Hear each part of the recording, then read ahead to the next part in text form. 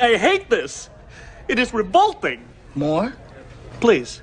A few minutes later.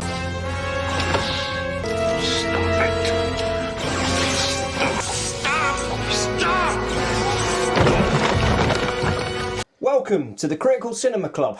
I'm Colm. I'm Sean. And we've just watched Star Trek Section 31. Alright, this is gonna be bumpy and bad.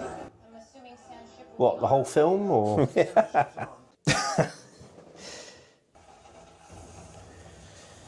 So there's a big explosion, something's happening, but I am feeling compelled to just check the football scores, if I'm honest. I can't actually really tell you what happened in the film because I just wasn't concentrating on it. I was bored within the first probably 2 or 3 minutes. Oh, do you know what? It was just...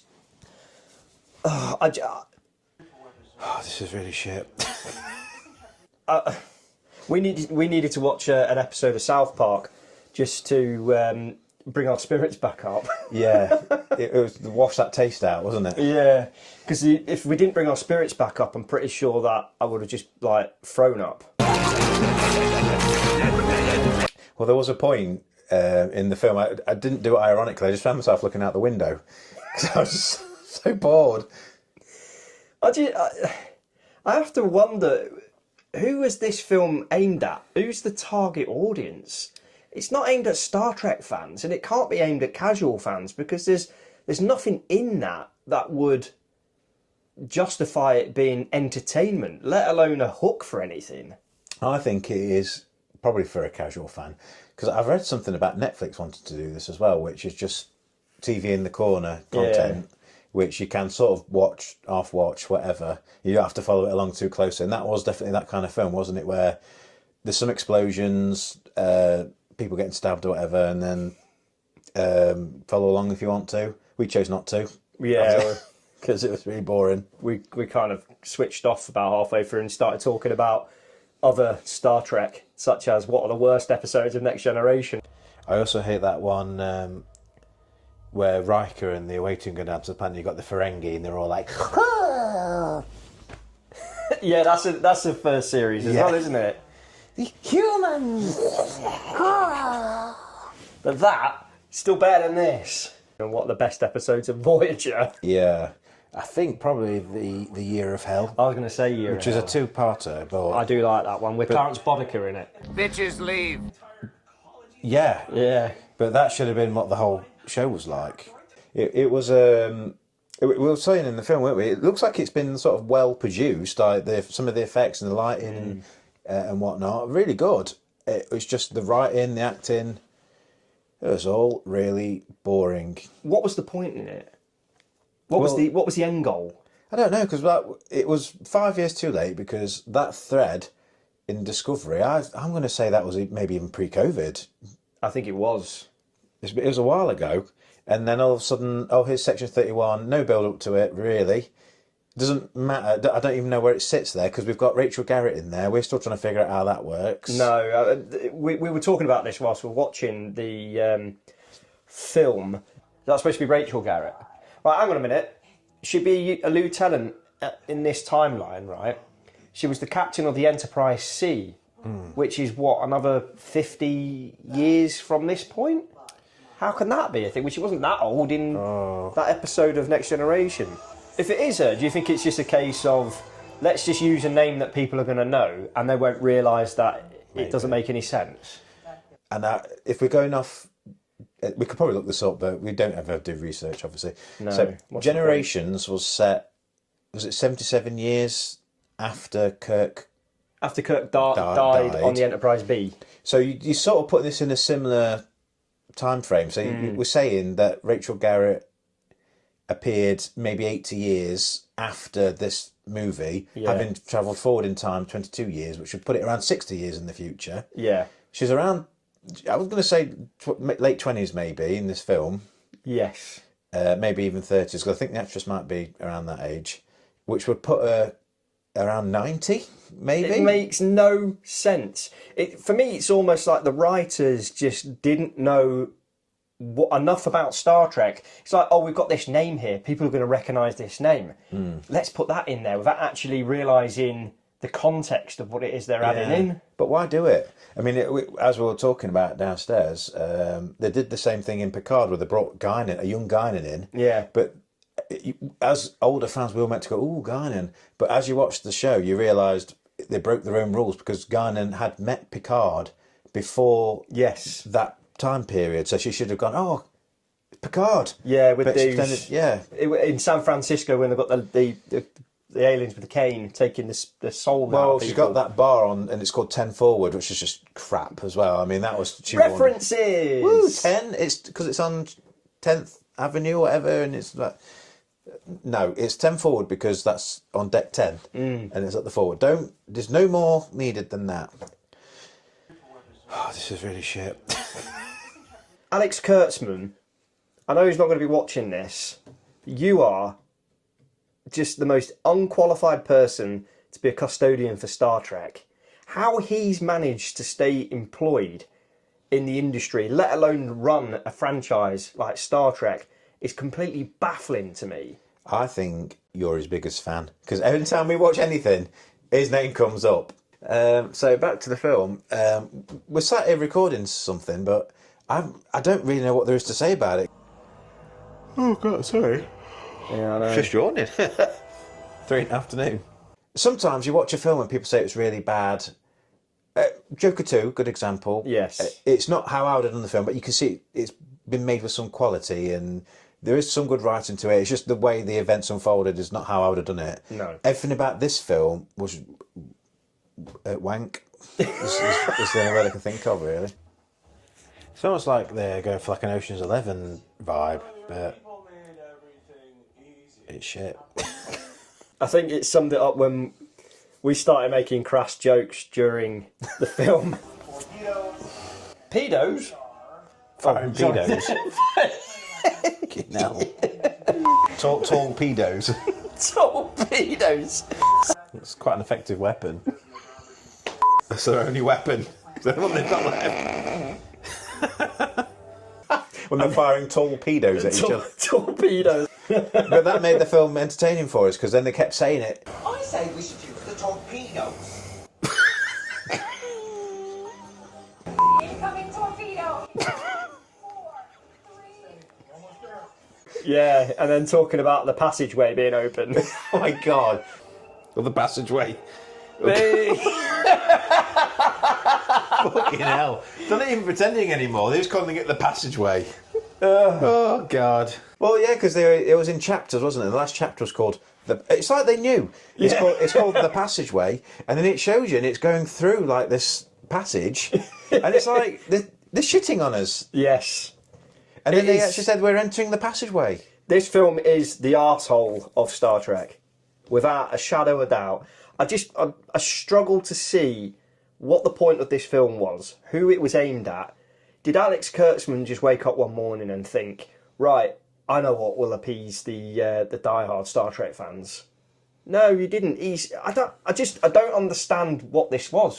This was a vanity project, and if it was, what does he get out of it? I think they realised they probably had a very good actress with a great reputation, and they've got her hooked in, and they thought, let's just make the movie with her. People will watch it because she's in it. We've got an Oscar winning actress in this piece of shit film. Oh God, you know what? I'm looking at the Star Trek models up here, and this is, to me, it's just a reminder of everything that was good about Star Trek. I mean, you've got the Shenzo there, which is what the original Philippa Giorgio was captain of. And there's the Discovery. Can you take them down? In fact, that first episode was actually quite good. Yeah. And it went downhill after that, after she died. Yeah, that's true. Yeah, that first episode of Discovery, I felt, was setting something up. But my biggest thing with that was it looks too advanced compared to TOS, and that's something they've tried to address going forwards and stuff. This is worse than you thought.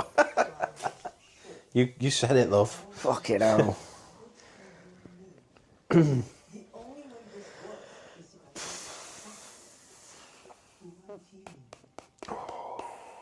Is Star Trek a dead franchise? Yeah, I think so. We were talking about this earlier, weren't we? When we said Star Trek started with TOS. I think it was. You could almost call it a soft reboot, TNG, because I think how you can justify those two being in the same universe when it looks so basic in TOS. But that's another conversation.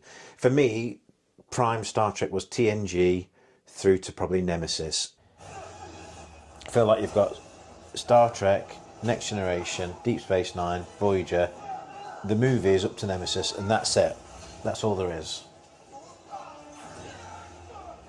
All good things come to an end, though. Yep, they do. Excluding Enterprise. Those were the key years for me personally. TNG, DS9, Voyager, the Next Gen films. Yeah, I'd go a bit before that. I'd go the TOS films. Yeah, I would actually. I think you're right. Yeah. From probably Wrath of Khan. From Wrath of Khan onwards, I think anything before Wrath of Khan, you almost have to take it with a pinch of salt because some of the things that happen are just so out there. But it's high concept sci-fi, you could argue. I'm a doctor, not a bricklayer. It has weight to it. Nothing in New Trek has any weight to it whatsoever. There's no... to me, it seems a little bit like the DCEU, where there's no kind of threaded narrative to an end game. No, just throwing things at the wall. And when you have, I mean, we're going off on tangent now, but when you've got like multiverses, and I suppose this is technically a multiverse. Well, yeah, mirror and all this. Yeah, so when you chuck it, the stakes are so low because there's always another Philippa Georgiou or another, as we're finding out now, there's another Iron Man. Like Parallels. Oh. That episode with Worf. Yeah. What's with the quick cuts? That's quite irritating, isn't it? But I was thinking about this on the way over, before we'd even watched the film, and how bad... I knew that this wasn't going to be good. I tried to avoid spoilers. I tried to avoid reviews, because I wanted to kind of see this on its own merits. And there's no merits. The memes were giving me a good inkling as to what was happening there. Here's a few memes.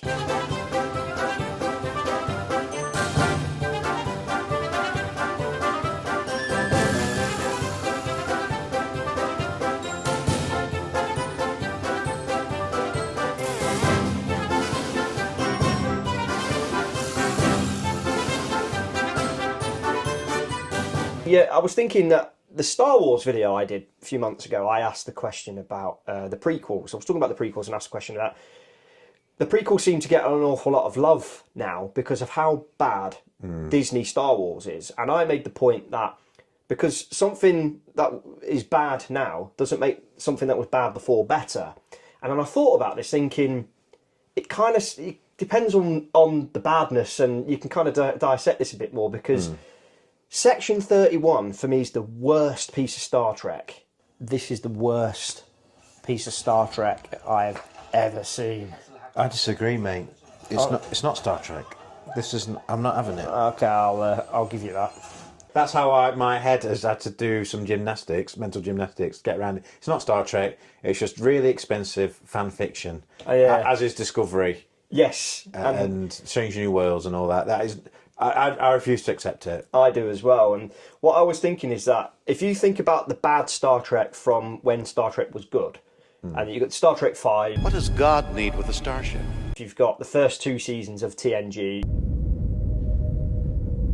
You've got Insurrection. And have you noticed how your boobs have started to firm up?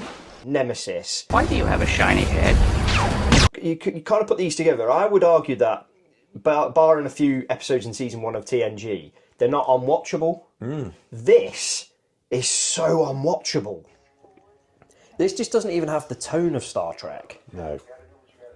I struggled to get through it. At one point, we were both looking out the window. Yeah, I'll make it better. Hang on. Open other blind so we can see more of the outside world. Oh, wow. How's that? That's actually quite... I like the block work on that house. That's quite nice. Yeah. I mean, some of those sort of bad Treks from the past, they're like turds, but they're dried now. They're down the bottom end of the garden. They're okay. They're not as offensive now. This was a fresh turd. Yeah. And it's really smelly, and it's in my front room, and I can't get rid of it. It's in the carpet, okay? I can't get it out. Right, modern Star Trek for you, everybody. Your main protagonist is sat eating an eye. It's eye-opening, this, isn't it? But I just can't get... for me, it is so funny that there are executives sat around a big table at Paramount thinking, right, how badly do you reckon we can fuck this franchise up? Bring Alex in. Come on, Alex. Right. What do you reckon you can do to this franchise to really piss people off? And that's when he undid the belt. Yeah. Watch this. Watch. But this, the thing you're talking to, at the Vulcan's just a machine. Vulcans? Is that supposed to be an Irish accent? An Irish Vulcan. But they still would say Vulcan, not Velcan. Sorry, but that's funny. I can't help but looking at all these ships here and having a reminder of just what this franchise was and how rich it was with ideas. And with something like Star Trek, you could argue that there's only so much you can do with it. They changed the formula with DS9, but it took a bit of time for it to really find its feet. And they made it work. I think the first couple of series were quite ropey. Yeah. It wasn't really until the Dominion came into it that it picked up, really. Yeah. If Cisco hasn't got the goatee, you're in some trouble. It's like growing the beard. Yeah. Before the beard, TNG wasn't worth watching. If you switch on, he's bald, he's got the goatee and the grey uniform, you're in for a cracker. Yeah, because Star Trek was all about the exploration, getting out in space, finding these strange things going on. But they've tried to do that with New Trek with Strange New Worlds, but it doesn't work because it's the execution. Yeah, and also, I always harp on about this, everything we do, all these videos, prequels, people don't care. And you know what, it's harder to get it wrong because you've got this whole universe of races and things that we care about. You could do a show like an espionage, you know, like what's the Star Wars one? Andor. You Yeah. could do like a Romulan Empire version of that. You got a Klingon show. You could do them seriously and do them well, but they keep going back and doing this shit. I'm fighting an urge here to just close my eyes and go to sleep. What are you doing? You're playing with I'm just playing. I wanted Colonel Stewart to show up in this, although it would have been before he was alive, because he was in DS9, wasn't he? But some of the characters in it were just baffling as well, like Sean Slater from EastEnders. You know, like, you made me laugh saying this. I'll put the clip up. Look at him, fuck me. Fucking hell. What's he supposed to be? Borg Light. Borg Light. Diet Borg. I'm not surprised he was apologising for this film, Sean Slater. Yeah, Sean slated it. Sean Slater, you're Sean slating it. He just seemed to get insulted by any little line, and the writing was just like just the dialogue itself, let alone the plot was generic. And it was really cringe because there were moments where I was watching and I thought, that's meant to be funny. That's a joke. And all these films with torture, they always say, oh, the torture won't work. Just try it. Make them watch this. That will work. I didn't find it funny. What I found funny was how we created our own little narrative. And the fact I could feel myself slipping into a coma was quite funny as well. I actually feel like I'm already in it, and this is my coma. Yeah. This is the world I'm living in now. Yeah, it's a better world. Look at it. I hope he's the first character to die. I hope that they all die in the next 10 minutes, and then the rest of the film was just us watching their debris in space, just floating through the stars. I'll be up for that. I can't shake that feeling that this film was made to kill Star Trek. It's telling that it wasn't released into cinemas. It was made for streaming. Can you imagine if we paid money for this? Well, I know, and it came up as it's in the top 10, number 2 of the top 10 films on Paramount. Not that there's loads of films to choose from. No, but it must be up there because there's a lot of people like us watching it and now tearing it to shreds. But it must also be people watching it because they have the subscription. Yeah. They know what Star Trek is. They probably watched it for a few minutes and thought, "Now I'm switching off. I'm going to put something else on." I genuinely believe you and me could do better. Oh yeah, without doubt. Definitely. Like, all right, you come up with a story then. I think I could. Do you remember when Star Trek used to be good? Long time ago. It's hard to get it. I mean, you've got a franchise so rich. I can see why Star Wars struggles because they never really ventured out of the Skywalker. No, they can't take that safety net away, can they? No, I mean it's the Skywalker is so embedded in the Star Wars franchise. It's hard to move. Where Star Trek isn't like that. Star Trek has got so many different ways you could go. You could make a brand new show with brand new characters in that Star Trek universe set after Picard, and I think it would do well. Yeah.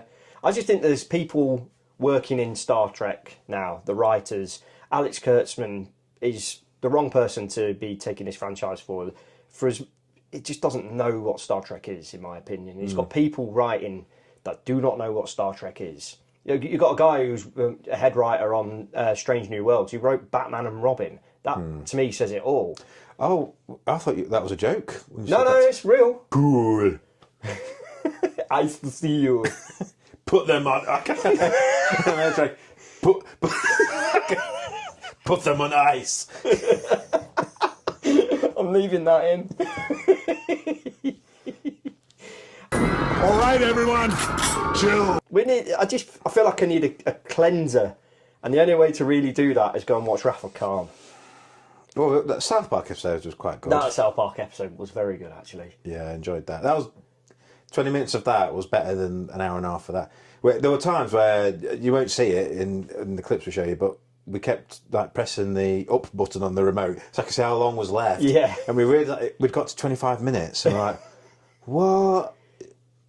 How long is this on for? I'm a top tier science officer. Fuck me. Oh my God. Still just got over an hour to go. We're just coming to 25 minutes and we're already checking how long we've got left. So this film, for me, solidifies that it doesn't matter how good an actor you get in your film. If it's badly written, badly directed, which this was, a great actor cannot save it. No. And say what you want about Michelle Yeoh. We watched Sunshine the other week, which came up in a video that we posted recently about 5 sci-fi films worth your time. And she's in Sunshine. And her character, she's a great character in it. She's really good in it. She was that good with her audition that Danny Boyle and the filmmakers said, you can choose which character you want in this film. Yeah. How low can you go to be in section 31? Do you think it's just paycheck, isn't it? It's just money. Yeah. Fuck it. But I'll tell you what, I've got a brilliant idea. This might even be outside of what we're recording now. You know, earlier on I was talking about films that you can pretend are something else to help you get through it. Yeah. This Section 31 film is just one of the universes from Everything Everywhere All at Once. Yeah. I've completely mumbled Everything Everywhere All at Once. Yeah, there you go. So in one of the, in one bit she's a rock, and then she goes, you've got the sausage. Have you seen the film? Yeah. And then she's got sausage fingers, and the next one, she's Philippa Giorgio. And it's got Jamie Lee Curtis in. Perfect. Is that part of the Star Trek universe? Maybe. It might be. It might be. So we've got This isn't part of the Star Trek universe. It can't be. Your subject is Emperor Philippa Giorgio. That sounds like Jamie Lee Curtis's voice. Oh my God. Oh, so it was Jamie Lee Curtis. Fuck. We've been saying this. I said to you that I feel Star Trek died with Data. Because you said anything from Nemesis onwards, that's Star Trek done. Yeah. It's like everything we know about Star Trek has been uploaded by Data. So anything afterwards is not, because he can't. I'm just talking shit, basically. I hated it. Do you think this is just a sick joke? I don't know. It's just a sick joke. I don't want to live in a world where people purposely make a bad film. Surely not.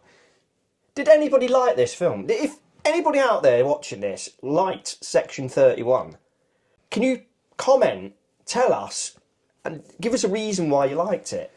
It's got, what did it get on IMDb? 3.8. I don't think there'll be a Section 32.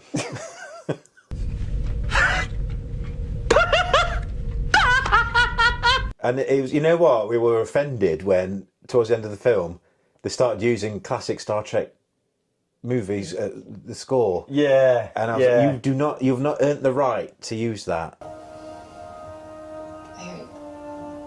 Oh, they're playing the Star Trek. They've got no right to play that music. No, they don't.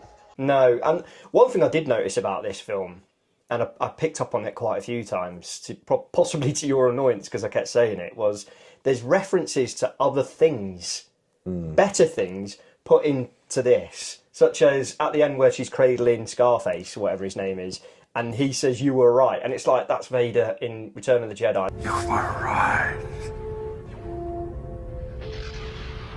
There was loads of these little references. And there was that bit where we thought it was a little bit like The Thing, where they were trapped in this remote location and one of them is trying to kill the others. And that was very reminiscent of The Thing. And it just reminded me of a better film I wish I was watching instead. Exactly. And there was references to other Star Trek, which was better. Space just doesn't look right in New Trek. There's always some kind of like swirly clouds and stuff. Like space is a black void with stars.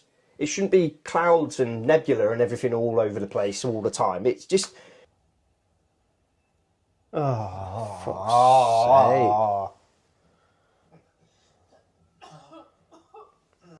I haven't really got anything to say. I feel like I'm at a funeral.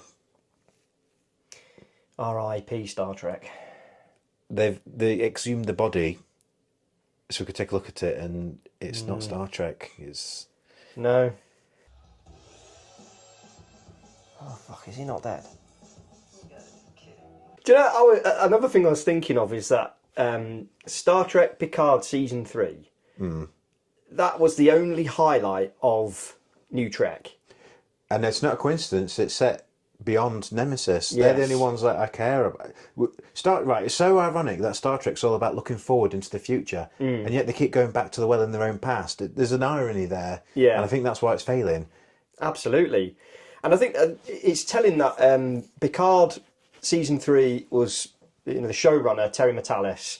He's somebody that understands Star Trek. You can tell this by the little references, even the subtle ones in the score, for instance. You had bits of Jerry Goldsmith's score in there, bits of James Horner's score in there. Even the look of the Titan looked reminiscent to the refit Enterprise A. And even like halfway through this arc, they've found a way for a classic Star Trek story to come. The birth of the new life forms that had in the Nebula. Obviously, another Nebula, wasn't it? Well, but I thought, wow, they've managed to fit like classic Star Trek in amongst all of this, craziness.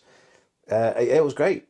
It wasn't like completely devoid of stuff that shouldn't be there. Like the lighting is a big thing for me. Like it's so dark. Even Season 3 of Picard was so dark. The bridge on the Titan was just pitch black. That is not what a bridge of a starship should look like. It should be nicely lit. I know Rafa Khan was quite a dark set, but the Rafa Khan, the Enterprise bridge in Rafa Khan got darker after the first attack from the Reliant, because they're obviously on emergency lights and they're on backup power and stuff. But it just, the way it looks just isn't quite right. No. But that is the only highlight. So I see New Trek and Old Trek as complete inverts of one another. Old Trek, if it's like a roller coaster, there's more downs with New Trek than there is with Old Trek. It's the other way around. Like the bumps in the road are fewer and further between. Forgivable as well, because most of it was quite good. But now you're trying to pick out the good things, which aren't there, which is why Picard Season 3 was such a revelation. But otherwise, it's been a desert. Oh, that's just laughable. Lol.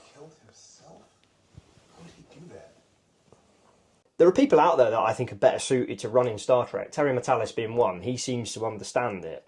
And I'd have liked to have seen this Star Trek Legacy series that was rumoured and see where that went. Yeah. And it was teased. But another person that I think should come back to Star Trek that was good with what he did with it, and that's Ronald D. Moore. Yeah. If you look at what Ronald D. Moore's... his work speaks for itself with TNG and DS9, and if you look at what him and David Icke did with Battlestar Galactica, he, for me, is somebody that should be running Star Trek. Yeah. Even Nicholas Meyer, bring him back to the fold. But how old are these guys now? Are they interested in doing that full time? But Terry Matalas, for me, would be the perfect person to take over. Alex Kurtzman should not be in this role. No. He shouldn't... the guy shouldn't even be working in Tesco's. Well, every little helps. Well, there is that. Either of these two buttons could open the cargo bay. Either these two buttons could also initiate a self-destruct protocol. How can they be two buttons like that would do something so different. Yeah. Like, open a door or blow the spaceship up. I don't think I've got much more to say on the matter, to be honest. Oh, it's shit. I mean, you guys clicked on this waiting for us to say how shit it was. It's really shit. You know it's shit. We know it's shit. They know it's shit. It's shit. Everyone knows it's shit. It looks like they're setting this up for a fucking sequel. Please don't. It's shit. Shit. The end. Oh, thank God. Fuck me, that I can't even pretend. So bad. I've been Colm from the Critical Cinema Club. I've been Sean. From the Critical Cinema Club. Also from the Critical Cinema Club. And we are dejected beyond belief.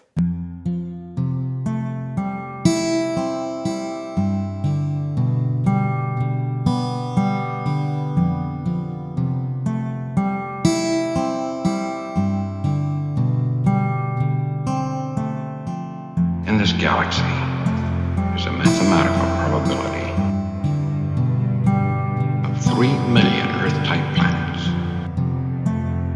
And in all of the universe, 3 million galaxies like this. And in all of that, perhaps more. Only one of each of us. Don't destroy the one named Kirk.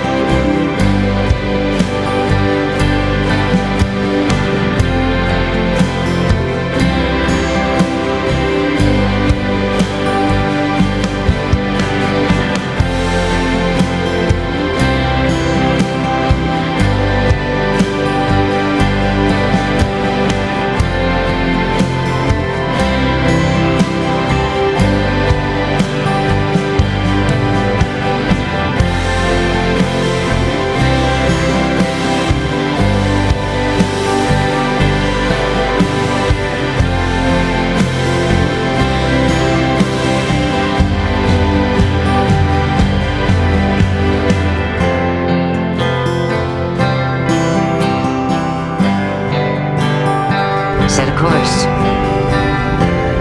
For home.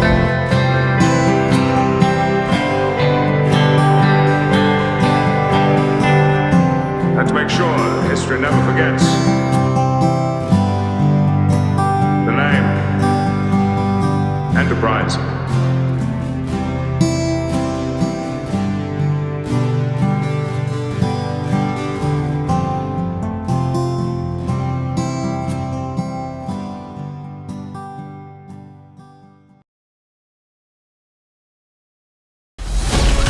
We survive together.